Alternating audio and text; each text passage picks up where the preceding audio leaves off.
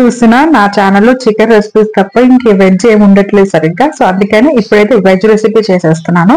So ఇది వచ్చేసి veg Manchuria అయితే ప్రిపేర్ చేస్తాను అనమాట. సో దానికి కావాల్సిన ఏంటంటే నేను ఇందులో క్యాబేజ్, క్యారెట్ అండ్ క్యాప్సికమ్, కొద్దిగా పచ్చిమిరపకాయలు అండ్ కొద్దిగా కొత్తిమీర ఇవన్నీ కలిపేసుకున్నాను. అన్ని కూడా చిన్నగా కట్ చేసుకోండి. అండ్ అలాగే పొటాటోస్ ని బాయిల్ చేసుకుని దాన్ని మంచి పేస్ట్ లో చేసుకుని అందులో యాడ్ చేసేసా.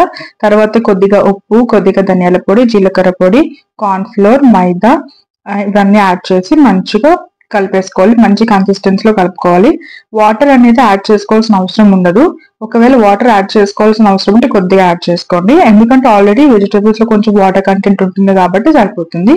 ముందుగా వెజిటేబుల్స్ ని కానీ వాటర్ పిండేసుకుంటే మాత్రం ఖచ్చితంగా వాటర్ యాడ్ చేసుకోవాలి. తర్వాత వీటిని స్మాల్ బాల్స్ లో ప్రిపేర్ చేసుకుని మంచిగా డీప్ ఫ్రై చేసేసుకోవాలి. పైన క్రిస్పీగా లోపల సాఫ్ట్ గా చాలా బాగా వస్తుంది అనమాట.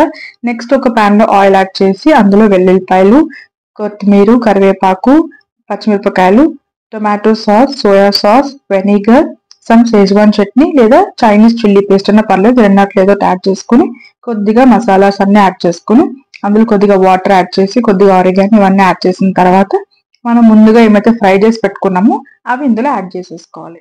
మీకు ఇంకా సాసీగా కావాలంటే ఇంకొంచెం సాసెస్ అండ్ వాటర్ యాడ్ చేసుకుంటే సాసీగా వస్తుంది. ఇలా డ్రైగా అంటే ఇలా డ్రైగా కూడా ఉంటుంది. అంతే, చాలా బాగుంటుంది. తప్పకుండా ట్రై చేయండి. నచ్చితే ఒక లైక్ ఇవ్వండి. అలాగే నా ఛానల్ ని సబ్స్క్రైబ్ చేసుకోవడం మర్చిపోద్దు.